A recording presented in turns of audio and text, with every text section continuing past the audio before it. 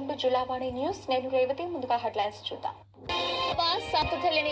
విశాఖ జిల్లా పెందుర్తి మండలం 97వ వార్డు ఉడా కాలనీ శివారు ప్రాంతంలో వేయించేసి ఉన్న శ్రీ లలితా త్రిపుర సుందరి దేవి పీఠం నందు చైత్ర మాసోత్సవాలు అంగరంగ వైభవంగా సాగుతున్నాయి. ఈ ఉత్సవాలను పురస్కరించుకుని నిత్య పూజతో పాటు ప్రత్యేక హోమాది కార్యక్రమాలను వైదిక వర్గాలు నిర్వహిస్తున్నాయి.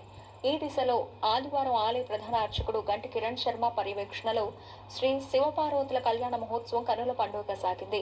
ఈ సందర్భంగా వందలాది మంది దంపతులు కళ్యాణ మహోత్సవంలో పాల్గొని స్వామివారిని సేవించుకోవడమే కాక వారి స్వహస్తాలతో అమ్మవారి మూల విరాట్ కు నక్షత్రారతి నిర్వహించారు. అనంతరం ఆలయ సాంప్రదాయానుసారం మహిళలను తాంబూలాది వస్త్రాలతో సత్కరించారు. ఈ సందర్భంగా మీడియాతో కార్యక్రమం నిర్వాహకుడు దండుపాటి రాంబాబు మాట్లాడుతూ ప్రతి ఏటా లోక కళ్యాణార్థం స్వామివారి కళ్యాణ మహోత్సవాలు నిర్వహించడం ఆనవాయితీగా పేర్కొన్నారు.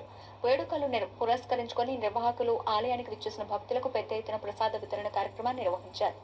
ఈ కార్యక్రమంలో అభివృద్ధి కమిటీ ప్రతినిధులు గంటి ప్రమీల వెంకటేష్, సూర్యనారాయణ, అభిషేక్ పాండే, భాషా, గంటి శ్రీకాంత్, మాసం కృష్ణారెడ్డి, అర్చకుడు పప్పుసాయి, గణేష్ శర్మ తదితరులు పాల్గొన్నారు.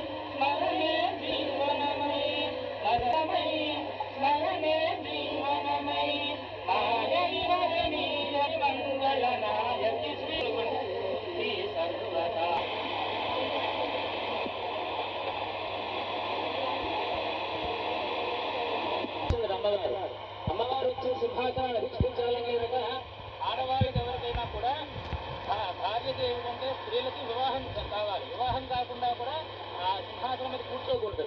అదే బ్రహ్మగారు వెంటనే చెప్తున్నారు, అమ్మ నిన్ను చూడగానే మా కోరికలన్నీ కూడా పోయాయి కాబట్టి నీ పేరు కామేశ్వరి, లలితా త్రిపుర సుందరమే కానీ నీ పేరు కామేశ్వరి అని చెప్పారు పరమేశ్వరుడు.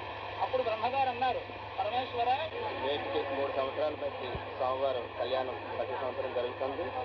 గ్రామ చుట్టుపక్కల ప్రజలందరూ కూడా సుఖశాంతులతో ఉండాలని చెప్పేసి ఈ పూజ కార్యక్రమం జరుగుతుంది. ప్రతి పేదలు అలాగా చుట్టుపక్కల పెద్దలందరూ కలిపి ఈ కార్యక్రమంలో పాల్గొని చక్కగా ప్రతి సంవత్సరం చేస్తాను. గ్రామ ప్రజలు అలాగే ఊరు ప్రజలు అందరూ కూడా చక్కగా సుఖశాంతులు చల్లగా ఉండాలని చెప్పేసి ఈ కార్యక్రమం ప్రతి సంవత్సరం జరుగుతుంది. ప్రతి సంవత్సరం ఇంకా ఎక్కువగా చేయాలని చెప్పేసి మంచివారిగా మనస్ఫూర్తిగా కోరుకుంటాను. స్వామివారి కళ్యాణం అని ప్రతి సంవత్సరం చేస్తాను. ఇంకా చేయాలని మా ఉత్సాహం పెరుగుతూనే ఉంటుంది కదా. మళ్ళీ ఇంకా నెక్స్ట్ సంవత్సరం ఇంకా బాగా చేయాలి. ఇదంతా కలిపి మా ఉత్సాహం ఏంటంటే ఇంకా ఇప్పుడు డెవలప్మెంట్ చేయాలని అందరూ సహాయం కోరుకుంటూ సంతోషం.